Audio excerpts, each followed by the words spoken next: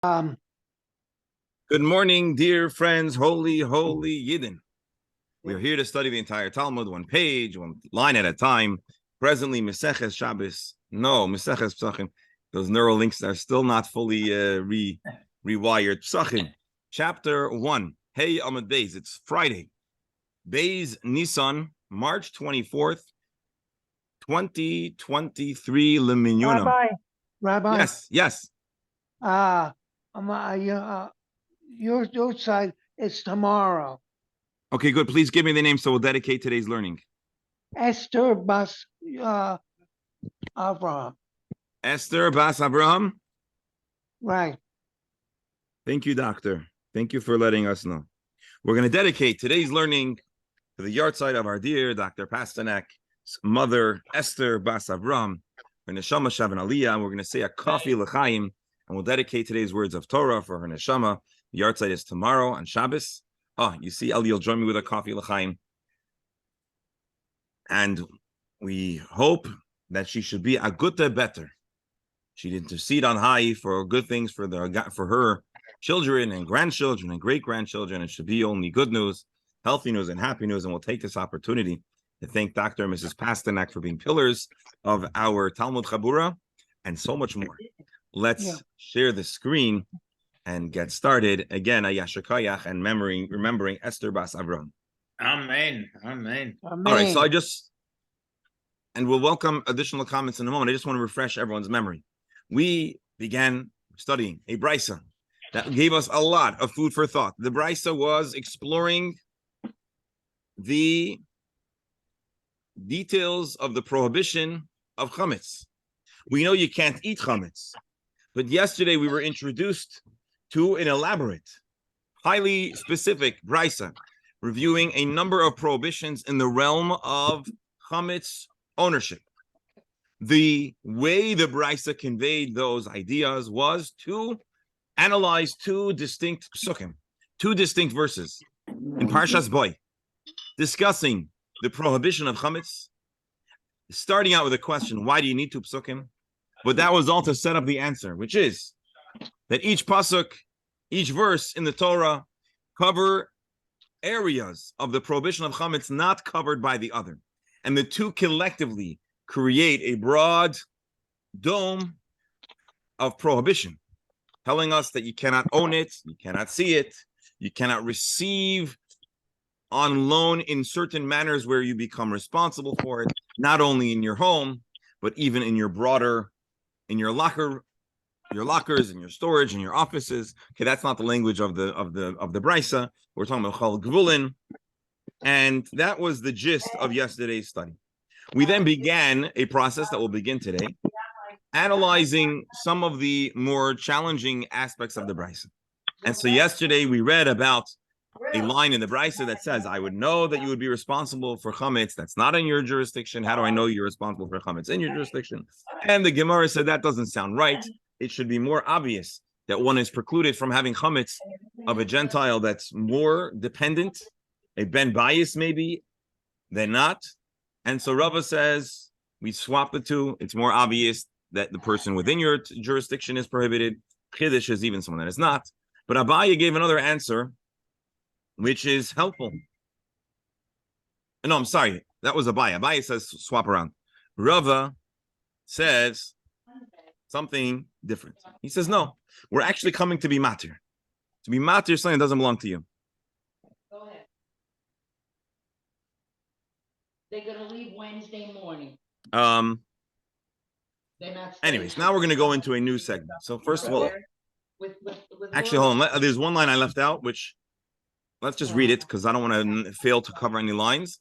The high tana mehader ahatera, v'nosiv lakrali surah. The way Rava explains this verse, we're actually saying, give me one second, that you're allowed to have chametz if it belongs to a Gentile in your possession. That was the essence of the teaching. And we're going to see that that is actually possibly the case. But the whole context here is Isser, not Heter. That's the Gemara's question. Why would you try to say something that's permitted based on a verse that's all about Isser? So Gemara answers, Mishum Shnamar Lecha Lecha Trezimli. Twice it says the chametz that's yours. So therefore, we understand that there's an avenue for leniency when it comes to chametz that's not yours. Dr. Hammer, go ahead. Just a quick thing from yesterday, which bothered me. Ellie asked a question about why can't we see it, and you dismissed it, and I sort of agreed. Yeah, you don't want to be enticed to want chametz. But then I thought after the shir, I said, why don't we do this with treifus? What's the What do you mean? Why don't we say you can't eat treif, but you shouldn't even see it? Why? In other words, you're asking why don't we extend the prohibition, the exhaustive prohibition of chametz, to other types of prohibited foods? Yeah, in general. In other words, what? The answer that's the true answer, but you're not going to love it, is because the Torah does not specify restrictions of treif beyond consumption. Well, I should qualify that, except that the Torah mentions 3 times the line don't cook a kid in its mother's milk. And the Chazal explain, based on their tradition and the formula of analysis or exegesis, if you prefer that word, drasha, the 3 verses tell us you cannot eat it, Rabbi, you cannot cook it, hold on, and you cannot consume it. So Dr. Hammer, I guess your question is, why don't we... Wait, what did I say? You can't eat it, cook it, and you can't have enough from it. Sell it or feed it to your dependables. So, Dr. Hammer, I guess your question, which is a good question, is why don't we say if we're trying to figure out what each verse comes to teach, just say, learn from chametz that you shouldn't be able to have it even in your possession, even if you're not going to own it. That's the question. Right. But Rabbi, there seems to me to be a more basic. Okay. I'm sorry. There seems to me a more basic difference. The treif stuff, sometimes the stuff is not treif, it's how you treat it. It could become kosher. Chametz is chametz. You can't do anything. All right, so let me back up with Dr. Hammer. Dr. Hammer, you're asking a good question. The cop-out answer is it's not a cop-out answer, it's the true answer, but the answer will remain. There is no indication in any other area of prohibition besides for chametz that the issur is lo yera'eh v'lo yimatzah. The Torah itself says, do not have seen, do not be found. That's a chiddush. That's a radical prohibition. We actually saw Tosfos ask your question in a different way. Why are we so worried about chametz more than of any other prohibition? This question that Tosfos asked was really more about bedika versus bittul. But I will take the liberty to extend it, at least to help us make sense of why we would have such a more extreme prohibition of chametz versus all other things. And it goes somewhat to what Reb Beryl said. Most other prohibitions are either always kosher or always usur. Meat and milk is always not kosher. No matter the day, no matter the season, if you're a kosher consumer, if you're Jewish and you're observing kosher law, you cannot eat basar v'chol. Shellfish are always prohibited, no matter the reason, no matter the season. By the way, a number of years ago, I took an allergy test, and I was informed that I am allergic to shellfish. So I don't get to fulfill the mitzvah of not eating shellfish, the Shema, because I couldn't eat it even if I wanted to. Anyways, that's very important to share now. But the point is that all other kosher foods or items for consumption are either always kosher or always mutter. Or they have an avenue to become mutter right away. For example, Mark, I was waiting for you to say that in Eretz Yisrael, especially with Zman Habayis, with Zman Hazeh, you have to take maestris, but those things can be done with immediacy. Chametz is the most confusing thing because we had a siyum, and at the siyum we served a cake. It was a suda shel mitzvah. It was good to have cake. It was at least good to have the cake on the table. And all of a sudden comes Pesach, and it's like serving a chazer.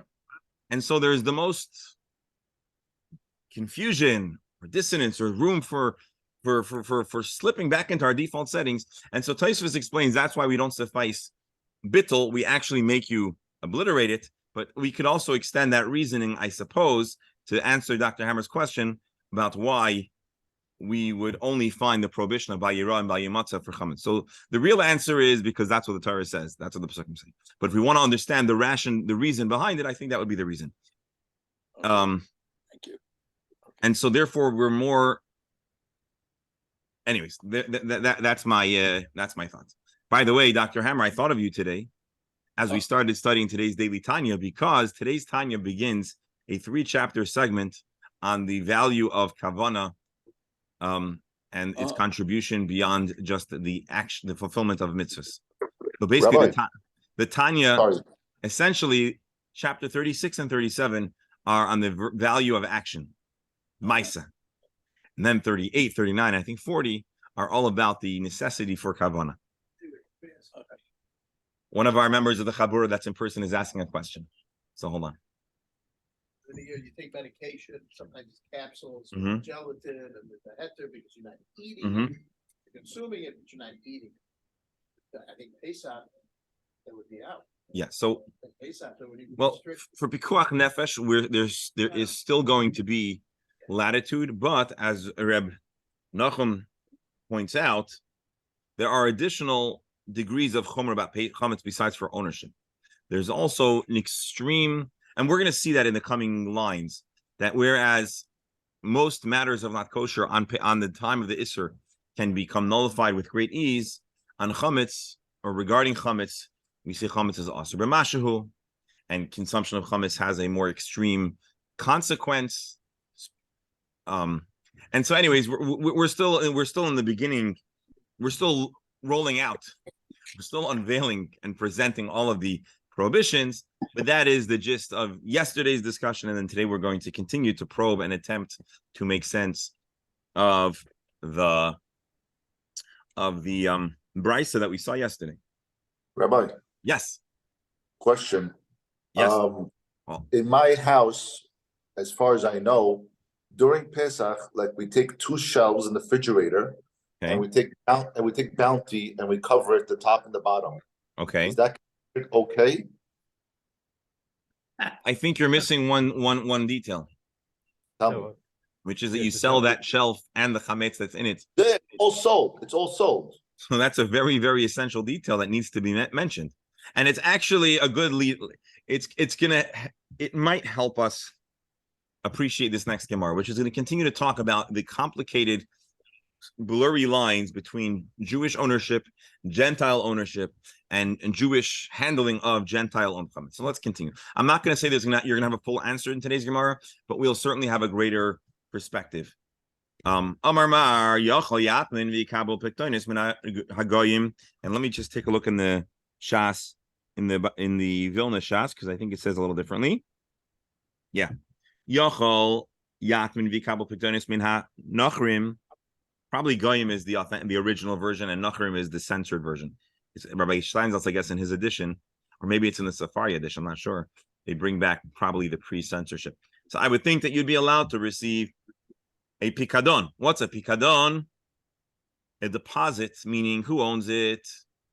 The owner. But who has jurisdiction? The person that's holding on to it. I would think that you'd be allowed to receive them. Talmud Loimer lo yimatzei. And now the Torah tells us you're not allowed to have that in your presence. The Brisa says you cannot have a pikadon. The Gemara asks a brilliant question. The Brisa sounds to be self-contradictory. He contradicted himself from one statement to another. And where is that contradiction? Which maybe you were thinking, or maybe you didn't fully piece it together, but it certainly was niggling on your brain. What's going on over here? Ha'amris Reisha, back up a few lines, roll the tape. The prohibition of seeing chametz is your chametz. But you are allowed to see chametz of a Gentile, another person, and of the Beis Hamikdash, meaning it's not yours. So which one is it? Are you not allowed to even have a pikadon of chametz? Or is any chametz that's not yours permitted? What's going on over here? Good contradiction, good shaila, good question. It's good enough for the Gemara. Let's see how the Gemara answers it. And this answer is not just an answer to resolve a question. It's an answer to give us greater clarity about what chametz that's not ours is a problem and what chametz that's not ours is not a problem. Lo kasha. There's all the difference in the world. What's that difference? By a pikadon, dikabel alei acharayis, you committed to return that bottle of Blue Label whenever the guy comes back to town and after he leaves his vacation to ensure that his kids don't drink it. Right? That was my example. That's good enough. But when the beginning part says that you're allowed to have it seen around, the lakabel acharayis, you did not accept responsibility. If you did not accept responsibility, there's no liability. So then who's the owner? The Gentile. Is it yours? No. If it disappears, is it your problem? No. And if that's the case, the Brisa says you're not going to be in trouble. Pikadon is another story because you have responsibility. If it disappears, you'll have to replace it. It's really in your interest to maintain it, to preserve it, and that's not acceptable.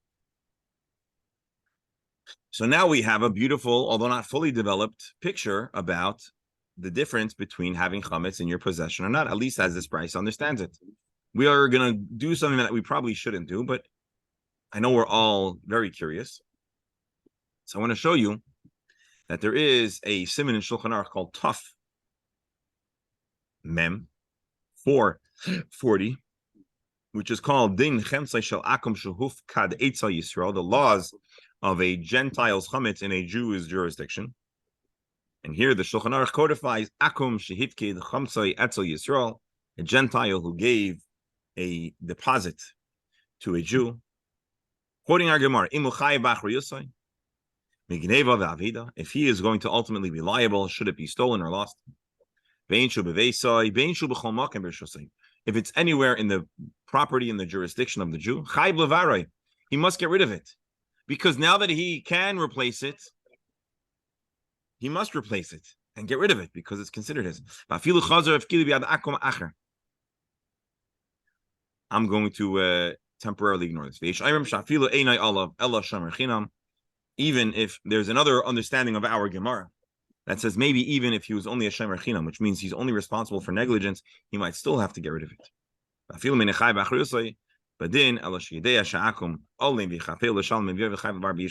Basically, there's some ambiguity when it comes to that you're not fully responsible, but ultimately you're responsible. Rabbi. Yes. I don't know if this is the place to ask the question, but let's say you sold your chametz to a non-Jew, and then he keeps part of it. And he says, look, it was mine.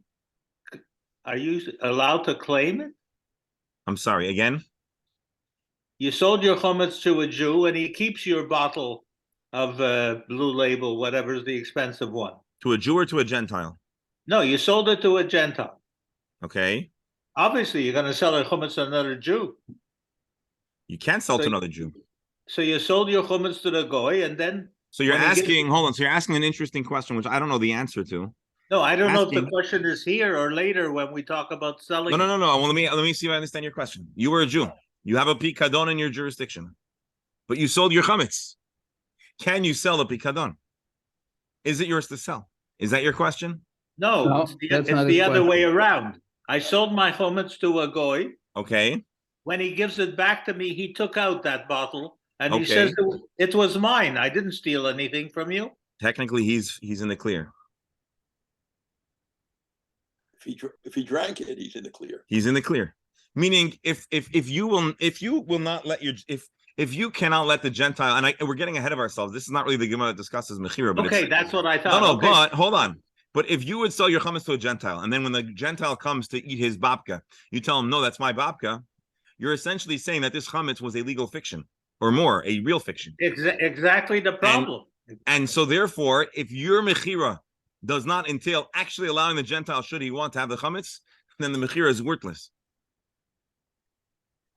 But so go back to our beer distributor. That's a scary proposition. Rabbi? Yes. When there's a business deal, there's a contract. Yeah. So the question is, what is the contract between the Jew selling the chametz and the non-Jew, quote, buying the chametz, or is it a gift or whatever? Is there any mention of the future? What will happen that I intend to buy it back? What is the legal ramifications of it, even aside from the religious law? Here, I'll tell you this. The Gemara doesn't discuss the intricacies of the mechira. In Rishonim and mostly in Achronim, there's a lot of discussion in the mechira, and there are different shitot in exactly how to structure the mechira. There are Jews who actually will not. Many Jews, I think, particularly in the Lithuanian world, let us say, who actually will not be somech on mechira for chametz, for real hardcore chametz. So there are very good Jews who say we will not do a mechira, and it's a matter of extra devotion, that they will not sell a babka to a Gentile. They will eat the chametz, eat the babka, or burn the babka. But for things that are maybe kalim that have a flavor swallowed into it, or maybe something that's not chametz, but it's not kosher for Pesach, so there might be chametz, so that they might agree to sell. The Baal HaTanya, for example, famously structured, and there's a lot of scholarship on the Baal HaTanya's form of mechira, which is a very robust with teeth, and it's a full-fledged mechira with additional safeguards, which are beyond the scope of this moment, and it's a real mechira. But I believe what happens is the way they do it, if I'm not mistaken, and I'll every year it's a good chance to review it, is they basically sell the Gentile a lot, a bundle, a wholesale package of chametz, 1,000 households worth of chametz in all these addresses, and the Gentile pays, let's say, $100 as a down payment. The transaction goes through, and he's informed that if he would like, after Pesach, we would buy back the contract for $1,000, let's say, or for $300. So the Gentile makes an easy $200 without having to schlep or go anywhere. But the mechira is real, but he'll be able to resell or sell back that whole lot for a good profit. And so most Gentiles, especially if we're choosing a Gentile who we know is open to accommodating, will rather have the easy $1,000 than have to go collect all the households, all those babkas, and try to sell it on the secondary market. And so that's a highly oversimplified version of how it works. Now, there have been stories throughout the ages of Jews selling chametz to Gentiles who discover that they're Jewish. Or as someone mentioned yesterday, of Gentiles who say, actually, I don't want to resell back the chametz. Or a story of a Gentile who gets deported over Pesach, and that's a real disaster. Go try to find him back in his motherland, in his homeland, somewhere in Latin America. And so it's essential that the Rav who's doing the mechira should have a highly vetted, easily accessible Gentile. Now, I know in many communities they actually will use a high-profile Gentile and use it as a manner of a kibbud. So they might ask the mayor of the town or the chief of police, and it's a good way to strengthen public relations. And you also got to hope that the chief of police is not going to disappear back to Ecuador over Pesach. Anyways, Rabbi, there was a story a few years ago in Israel about the Arab that they sell the government chametz to, that he was the richest person in Israel for a week. Yeah. Anyways, let's jump. So again, I want to just tell you, we're getting way ahead of ourselves, but it's a fun conversation, and it's not only our Gemara, it's also Inyana de Yoma. It's also things that are present and center of mind. Which I should say, I have now the shtaris for mechira, and I'm in shul just about every morning from around 8 o'clock or a little earlier through the Gemara shir and beyond. So if anyone wants to message me next week, you're welcome to stop by, or I'm actually here most of the day. Besides when I have different meetings where I meet people in their place, so you can message me and I'll be happy to assist in the mechira. So the Gemara gave us a very beautiful principle, which the Brisa alludes to, but the clarity is helpful, which is, again, if you're responsible for it, it's essentially yours, or it's as good as yours, you cannot have it. But if there's no achrayis, so then it's not yours. It's just like the Gentile left it. As Rava instructed the folks of Mechuzah, what did he say? Ba'iru, Chamira, purge the chametz of the soldiers who are in your home. As you may recall, because we've seen this a number of times, and this was a central part of life in Mechuzah, and we discussed this before. We talked about which amendment was it about? Anyways, where they were forced to house and provide for soldiers of the local army. And so they would house them and they would provide for them, and it's called billeting. Billeting, correct. And it's which amendment? We looked this up last time. Was it the 20? I don't remember now. I don't know. Anyways, we talked about it last time. Bottom line. in the Bill of Rights, there's a discussion about if and when a person could be compelled to house. So he said, folks, listen up. I know you have soldiers that hang out in your home. Get rid of their chametz. You know why? Kivan the ilo mignev. If it would be stolen, the ilo misvid or destroyed, it's considered your property, or it's in your responsibility of isu l'shalom, and you'll have to pay for it. What you should do is throw out the flour, throw out the bread, and prepare an envelope with $30. When the soldiers say back, say, I'm so sorry, we had a flood, the people upstairs, their bathtub overflowed, and your chametz got destroyed, and here is compensation. V'aser. I'm sorry, I hope I didn't traumatize anyone with. All right, Mechuzah Ire Shel Rava, the Bnei Chela, Gaios Shel Beis HaMelech. There was the soldiers, the recruits, or the whatever conscripts of the king. Matilin Tikun Torah Chamzonisem Al Ayaris, and the cities are responsible to provide for their food. So even if they feed them, it's ultimately their problem. So therefore, you have to get rid of it. And now we understand a little better the language of the Shulchan Aruch, which says stolen or robbed, because this anecdote is not only a companion teaching, but it also seems to indicate to us the degree of responsibility that we are discussing. There is, as you may have noticed when I was opening, I didn't share it with you then, but there is a vigorous debate in the Rishonim about, and the Shulchan Aruch quotes it, which type of responsibility one is obligated for. Okay, beyond the scope, these are long texts, but there you have it. The Gemara says, Hanicha.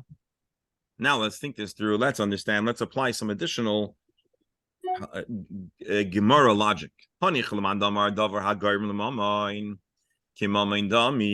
machlokes elsewhere in understanding responsibility that says if something causes monetary loss, it's as if it's yours. It's as if you actually damaged money.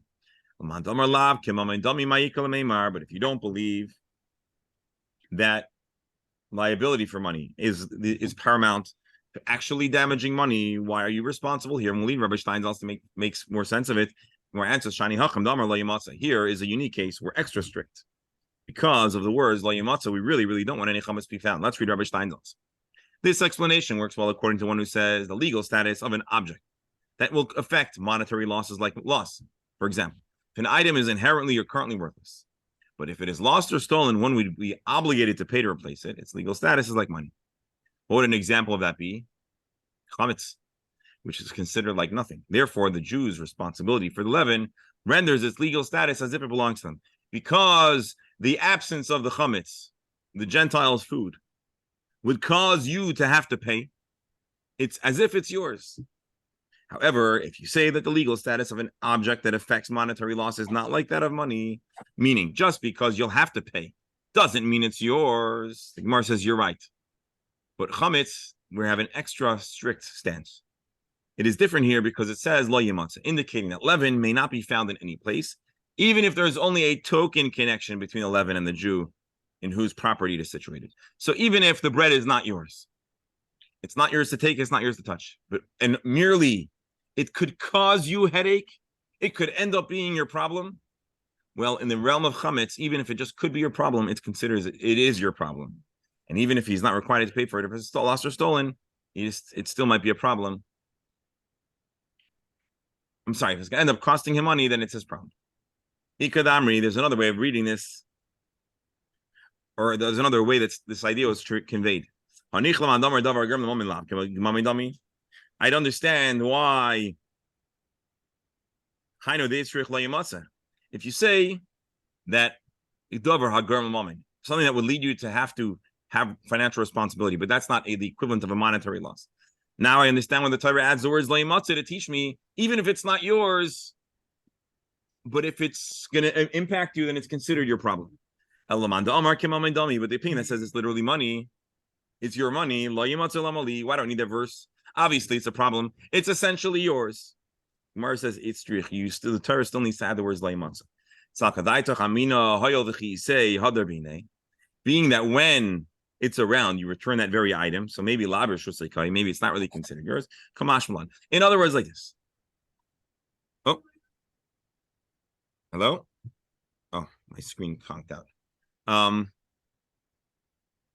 Therefore, the Torah tells us that even though there's a thought,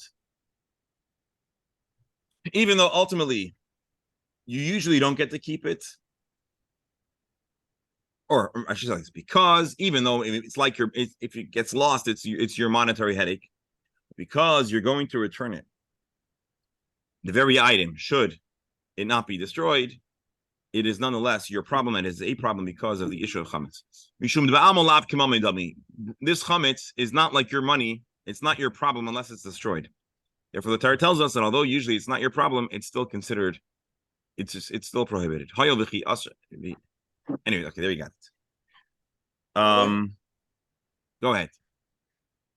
Doesn't this relate indirectly to Ellie's question about covering up shelves in a refrigerator? Because there you have the possibility something goes wrong with that refrigerator, and everything's and you have to empty it out, and therefore you're going to have to see it, even though it's not your chametz. You're going to be dealing with that chametz. As a result, certain people like yours truly, or at least the wife, we have all sorts of refrigerators rented for Pesach, and in this area, if you don't rent a month before, it's not so easy sometimes to get a second or a third refrigerator. But I'm saying, seriously, I don't have an answer for you, but it's a real issue. I don't have an answer for you, but that's a very good question. Okay. Meaning, based on what we're saying, that something becomes if something becomes your problem, you have a higher degree of responsibility than the legal definition or your legal relationship, right? Meaning to say, when here's what I think we're saying. When we say davar, what was the word? We mean if it's going to have a monetary impact, you have a relationship to it, whether it's yours or not. And so, Dr. Hammer, you're asking a good question, because ultimately, everything's your problem. Right. Well, we have to actually review the chametz contract and see what we've committed to the guy.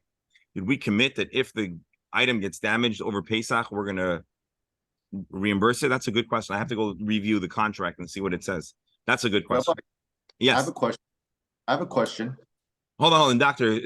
We didn't answer the question, but I hope we addressed it. But the issue that's part of the issue that you have to reimburse it. But the other part is you're opening yourself up to the possibility that you couldn't foresee that you're going to have to see chametz, because there's no guarantee that refrigerator or that paper or that whatever you're putting there, right, will not have to be touched by you or seen by you.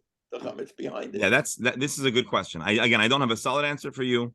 Maybe it's probably what we need to look into is if it's accounted for in the sale of chametz contract, and it's a good question.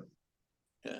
But presumably, for it to be permitted, it would have to be that you are not chayiv achrayis if it was stolen. We'll have to. Rabbi, I'm going to check the contract. We'll take a look. Yes, Ellie, go ahead.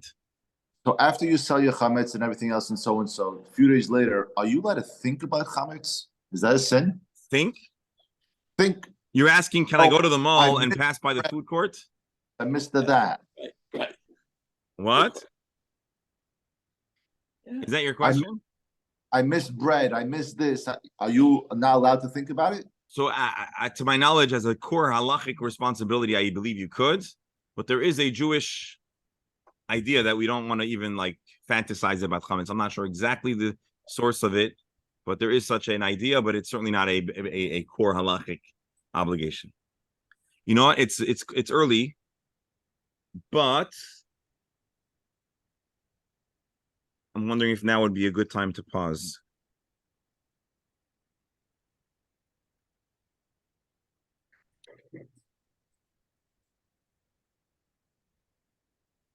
All right, we'll do one more section like one. Shomer, we ended up having an extra. You gave Alon, or you gave Alon? Rabbi. Yes. For me, in the background, there's always the question of what you own. Forget about being a shareholder. There's chametz. You lent a guy money. You're part of the business. It's a very wide open area. What do you mean? That you shouldn't see your chametz. What exactly is your chametz? You have a share in the Procter and Gamble, and they have the Pringles. The Pringles isn't chametz. Maybe the oil is kitniyos. I'm not sure. All right, folks. I'm gonna end a little bit early. Just there's a few extra Shabbos things. And I don't blame you. no. And the next Gemara is a totally new subject. So I think it would be wisest. We'll just pause here. Anyway, I want to. But Ellie, I'm gonna leave, and I want you to give a Shabbos drasha to everybody, in the spirit of the 10 minutes Shabbos. Okay. So in this week's parasha, have a good Shabbos, Rabbi. in the Vayikra, the aleph is small. Stop the recording, maybe. Why did Hashem?